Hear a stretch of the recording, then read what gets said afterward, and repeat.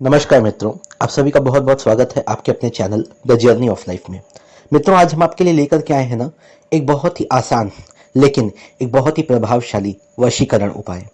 सबसे पहले मैं आपको बता दूं, ये उपाय सिर्फ उन्हीं लोगों के लिए है जो किसी सकारात्मक कारण से या फिर किसी अच्छे काम के लिए इसका प्रयोग करने जा रहे हैं।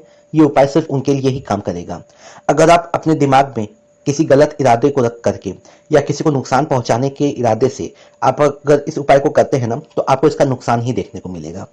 सबसे पहले मैं आपको बता दूं कि एक बहुत ही सात्विक उपाय है वशीकरण का। इसमें कोई टोना टोटका, कोई तंत्र नहीं है। सबसे पहले मैं आपको बता दूं, इसमें मात्र आपको भगवान गणेश और माँ दुर्गा की पूजा करनी है और उसके बाद किसी एक खास मंत्र जो मैं आपको दूंगा ना, उसका 5 माला आपको जाप करना है। ये पूरा का पूरा जो अनुष्ठान होगा ये 21 दिन का होगा। तो ये वशीकरण का एक बहुत ही अच्छा सा उपाय, आप इसे टोटका भी मान सकते हैं, आप इसे जो भी बोलिए, लेकिन हाँ, बहुत ही प्रभावशाली है। इसकी ऊर्जा इतनी तेजी से काम करती है ना कि जो सामने वाला बंदा है, जो सामने वाला व्यक्ति है, वो इसकी ऊर्जा को रोक नहीं पाएगा और वो आपकी तरफ खींचा चला आएगा। दुनिया की कोई भी ताकत, कोई भी शक्ति उसे रोक नहीं पाएगी। क्यों?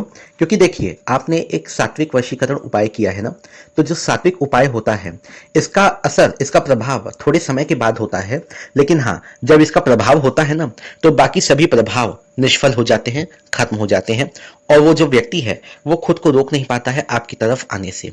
वैसे भी आपको अपना मन बिल्कुल साफ रखना है, बिल्कुल निस्वार्थ भावना से, बिल्कुल निश्चल होकर के आपको इस उपाय को करना है। तो बेशक कोई भी व्यक्ति रोक नहीं पाएगा खुद को आपकी तरफ आने से।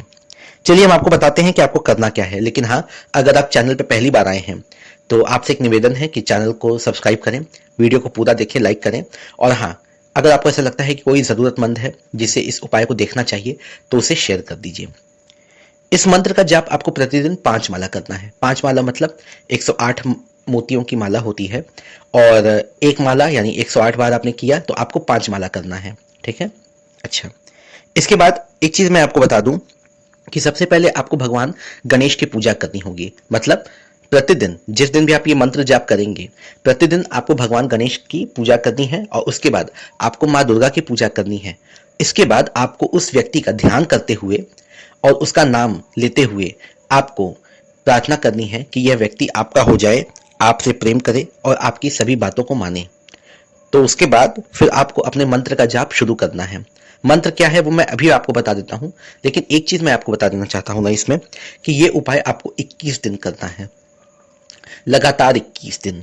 अगर ये महिलाएं भी कर रही हैं तो सबसे पहले मैं आपको एक बात ध्यान से बता दूं कि जो मासिक धर्म होता है महिलाओं में, पीरियड्स जिसको आप समझ सकते हैं अपने हिसाब से, आप देख लीजिएगा कि जब आप मासिक धर्म से निवृत्त हो जाएं, उसके ही 1 या 2 दिन के बाद इस उपाय को शुरू करें, ताकि अगला जो मासिक धर्म या जो भी हो ऐसा कुछ भी, तो उसके पहले ही आपका यह उपाय समाप्त हो चुका हो।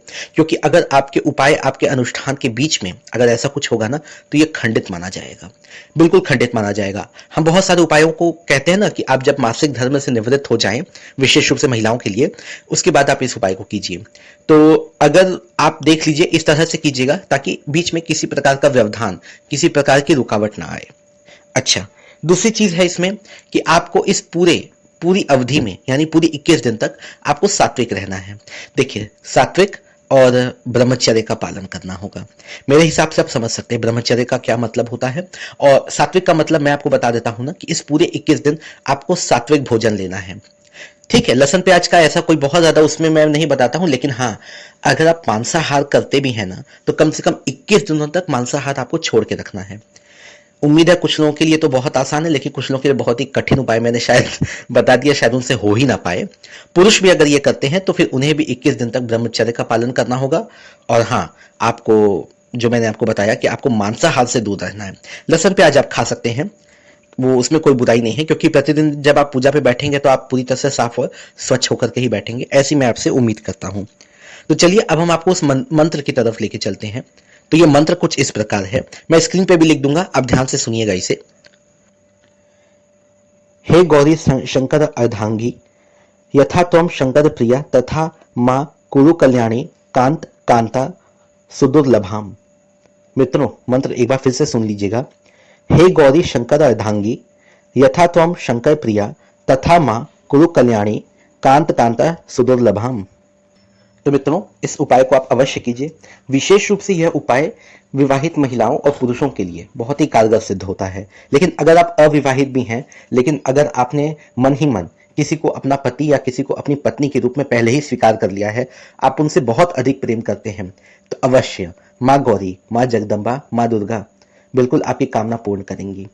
इसी प्रकार से और भी बहुत सारी वीडियोस को देखने के लिए आप मेरे चैनल को सब्सक्राइब कर दीजिएगा और बेल आइकन को प्रेस कीजिएगा, ताकि किस प्रकार की कोई ऐसी नोटिफिकेशन आपको तुरंत मिल जाए। धन्यवाद मित्रों।